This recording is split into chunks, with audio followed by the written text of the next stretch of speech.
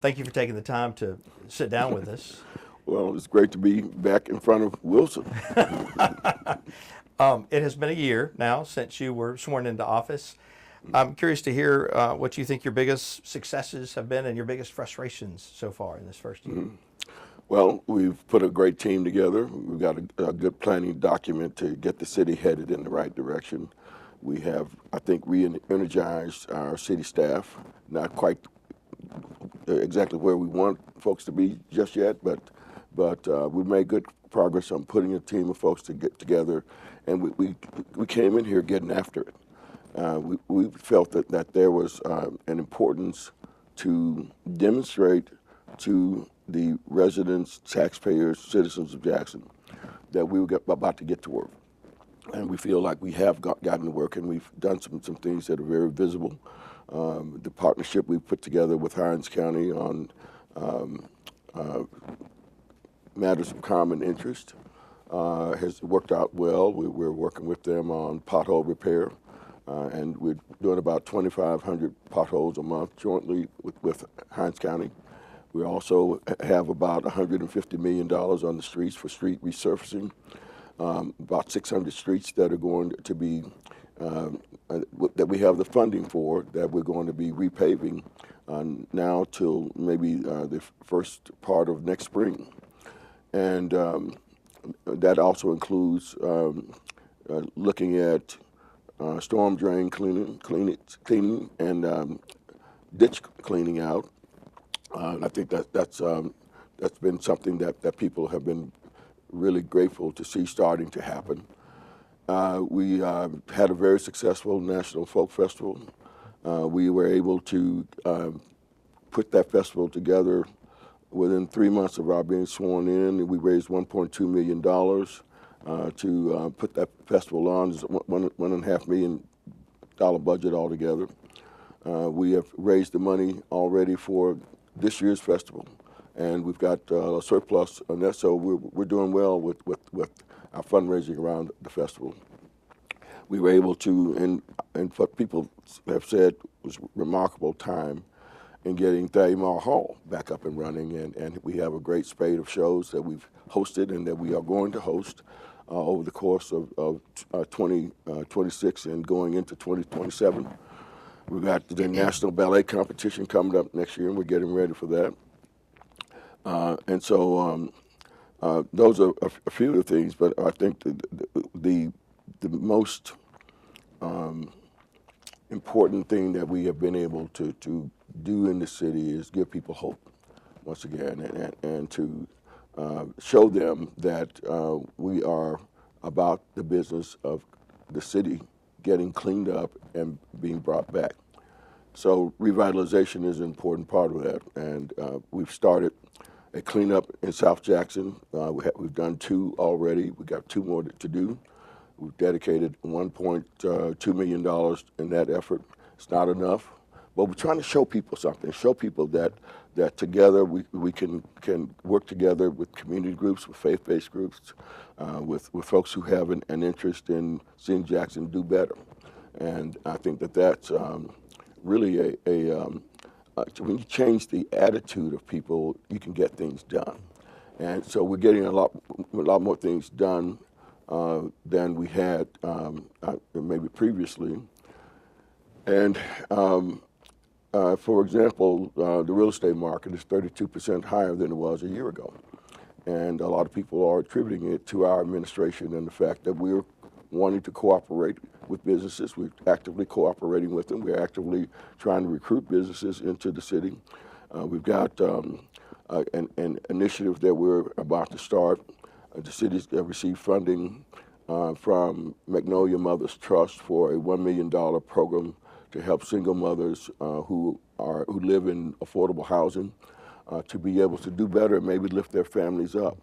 And as an example, the program operates where women, after they've been vetted and selected, are given $1,000 a month extra for 12 months, so for a total of $12,000 in 1 year, with the hope that they can use that money to lift their family up out of poverty or at least get on the road of being lifted out of poverty.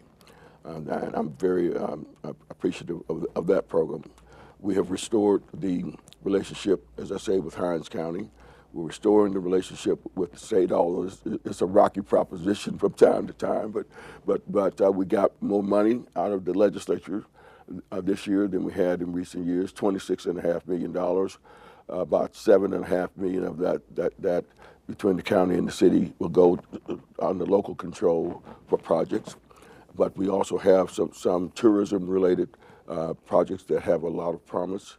The LaFleur's Bluff Park is going to become, I think, a significant destination for tourism for the city. The Museum Trail program is moving along. We're about to take that Museum Trail that's trying to make Jackson more walkable, bikeable, hikeable, and go from Northeast Jackson all the way over to Jackson State University main campus. And what that is going to do, hopefully, is generate economic development along that museum trail that will be similar to the Beltline, I think is what they call it in Atlanta. The idea is when you make things more walkable and bikeable and whatnot, it does spur tourism, it spurs residential development as well as commercial development. We've started the plans to and start clearing a little bit of it well, let me say, the Rankin-Hines Flood Control Project. We got the green light to begin the design work on the work that needs to deal with flood control on the Pearl River. And what that's going to do is help folks who are in Northeast Jackson avoid flooding in heavy rains, and folks down south of downtown as well, and it's going into South Jackson. But it's also going to create some opportunities for us as it relates to outdoor recreation and commercial and residential development along the Pearl River.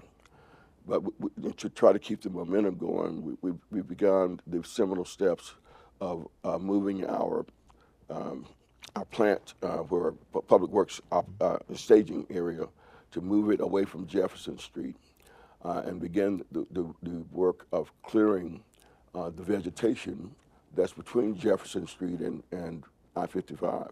There's water down there, and what our plans are is to create a riverfront park in downtown Jackson. We have been able to establish better relationships with our congressmen as well as our U.S. senators. All of them have earmarks in their program of work for the city of Jackson, for everything from housing to blight elimination, hopefully some small business development. So those are just a few things that I'd like to talk about and mention. You've clearly been moved by this latest spate of violence in the city. What can a mayor really do to turn things around in terms of crime? The mayor himself, he's not going to get out, strap on a 6-shooter and go out and we've had close to that before. Well, you're talking about a mayor, three or four mayors removed. But I think that the mayor can help set the tone, provide leadership to putting together a plan of action. And that's what we've been trying to do. Number one, to demonstrate to the citizens that we care about this issue, that it hits home. Everyone has been touched by violence in the city practically over the years. And so it's a very personal issue for most people in Jackson. And I believe that if we can solve this crime problem, there will be no stopping Jackson to move forward and really rise up the way we want it to. So what we're doing is a quick response team that we're putting together that's working to put a heavy police presence not only over this 4th of July holiday, but throughout the summer. We'll have a 5-week program in place, doing more intense policing in areas that we know are hotspots, and using data to help inform us of those kinds of things. We are also looking at community engagement and getting those organizations, faith-based communities, nonprofits, folks that are trying to do their part on engaging the community, on restoring the notion that we have community values. There are just some things we don't do in this town. And I think that we're losing that. I think that all bets are off now with a lot of young people especially who have no filter, who have no, there's nothing that allows them to modulate their behavior anymore. Unlike when I was growing up, or maybe when you were growing up, there were community values. And we've got to find a way to impart those values back to our young people, back to the entirety of the community, that there are certain behaviors in Jackson, Mississippi that are intolerable, and this is one of them. And we're doing a lot of wanting to put community engagement in the front of the list, because we can't police our way out of this. We can't put everybody in jail. We can't put people away and throw away the key. We've got to find a way to reclaim our people. And so the kinds of things that we have to look at have to deal with mental wellness, mental health wellness, that we deal with conflict resolution. We have to deal with grief in this community quite a bit. Who's helping us with that? We have to deal with post-traumatic stress disorder. There are a lot of children in this community who grow up with violence. It's all they seen all their life, and they may think that that's just the way it is. And we got to get them out of that mindset and into some more positive thinking. So it's going to take community engagement with churches, with nonprofits, with neighbors, with community groups, and so forth. And then we've also got to deal with some of the residual and the lingering problems in the city that lead us to poverty, that lead us to maybe looking at a life outside the confines of law, to be able to make a living. You know, a lot of folks feel like that's their only option, and with that criminal activity often comes violence, often comes gunplay. And if there's a good thing about what's going on in Jackson right now, is that these acts of violence are not generally random. Very, very seldom is the violence that's being perpetrated between people that don't know each other. It's people that have beefs with each other. It's people that have either there's a business deal that went wrong, or it could be something as little as you diss me on Facebook, and I'm not going to stand for that. And next time I see you, I'm going to take you out. And that, you know, so a lot of it is that we have a hard time handling conflicts with one another, and with the pressures of being in a poverty-stricken environment, people do things differently than if they feel like they're in a land of plenty. Their desperation causes them to maybe do things that we don't like. And a lot of that, I think, is of the violence that we're seeing is born out of that desperation. So we've got to calm down the level of desperation and diminish the level of desperation, and find better opportunities and alternatives for folks to have a better life.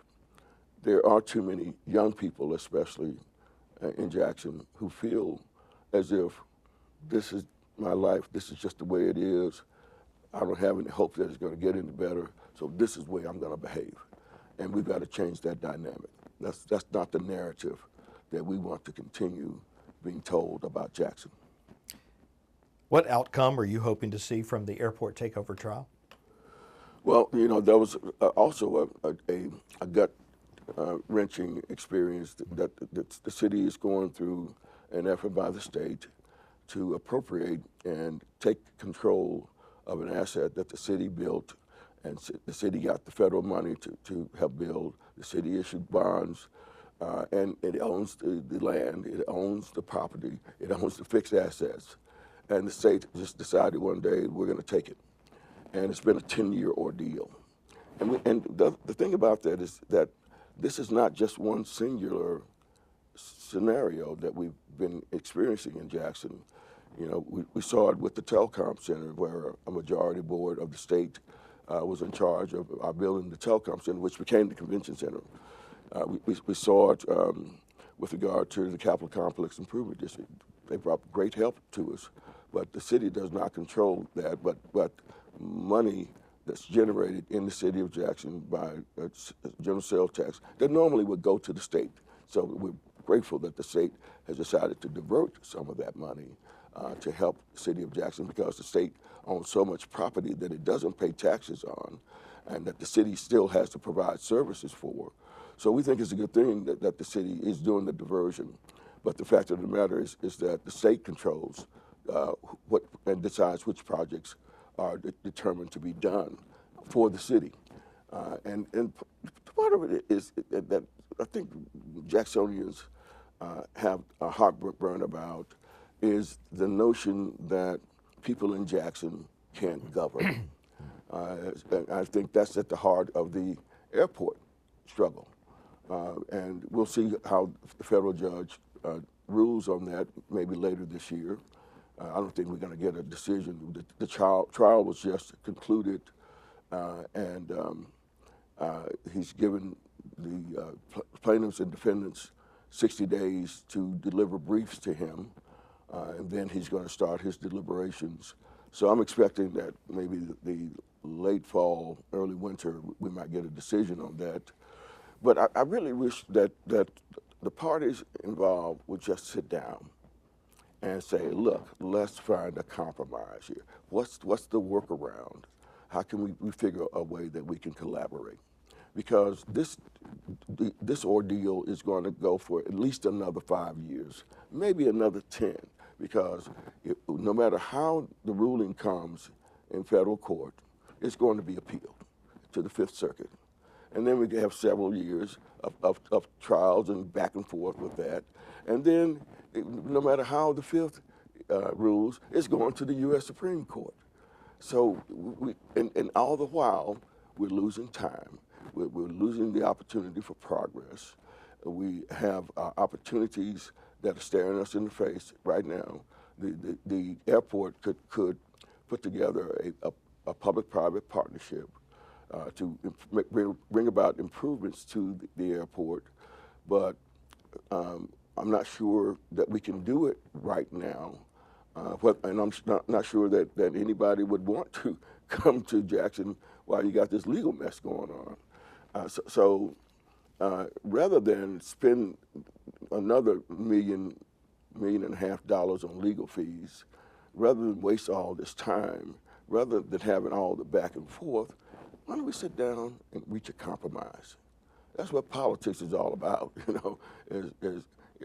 The problem that we had in the legislature, our problems really began as the politics in the legislature got more and more conservative, and as Democrats lost their influence in their numbers, and Republicans gained it, then we started seeing these kinds of actions. Smith-Will Stadium effort to take it over. We just saw a Metro Jackson Water Authority attempted to be created by the state. Fortunately, the judge has pretty much put that on ice for now. It could be revived, but right now it's on ice. But this pattern exists that we need to find a workaround for. It's just not healthy for the city, the capital city, and the state of Mississippi to have the kind of relationship that we have now. It's a night and day difference. It's a night and day difference from a year ago, 5 years ago, whatever. But we still have a need to move a little further down the road in terms of mutual cooperation. You talked about a number of projects a moment ago. I wonder if there are any other projects or accomplishments in the city that people don't tend to know about that you would like them to know about. Well, we got the 23 audit done when we arrived here.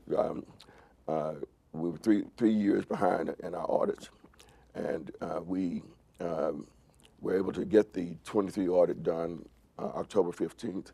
We've got the 24 and 25 underway with a firm that's doing both of those simultaneously, and that so we've got getting a cleaner bill of health. And I'd also like to say that the work that we're doing in housing is I think starting to improve. We're about to launch a development at Leonard Court. We just opened up a development, Woodcrest, out on Mega Everest at I-220. We've got several other housing projects that are underway. We need more, and we're getting good conversation with some banks and some foundations about making an investment in Jackson around housing, around small business development, and around family and children's programs. You and I will be talking again like this 1 month from now. What do you hope to have accomplished by then that's maybe in the works right now? Well, I hope that we'll have a clear decision about what our relationship with data centers is going to be. I hope that we will be further down the road in revamping of our municipal court. We have a lot of inefficiencies in that. I'm about to name some new judges and announcement of new technology and training for workers and judges to move that process a lot quicker along. I would hope that we will have an RFP on the streets for the zoo. Shortly after that, we're going to put out an RFP on the convention center, hotel, and mixed-use development around that property. I would hope that we will have an MOU signed between the city and one of our local foundations on the development of the Riverfront Park development that I mentioned to you before. I would hope that we will have started the serious discussion about a new stadium for Jackson State University, and by the time we talk again, probably we will have announced a $250 million cancer research center that the medical center is queuing up. They've raised $90 million. There's another $100 million that the legislature awarded to them this past session. They're going to bond the rest to raise the $250 million, and hopefully we'll be breaking ground soon on that project. I would also hope that by then the governor will have selected these what's called opportunity zones. And what they do is someone who's got a tax exposure can invest in a fund, and they get forgiveness on a portion of their capital gains tax for 7 years. And so they got that benefit, but they also may get the benefit of a good business that they've just invested in.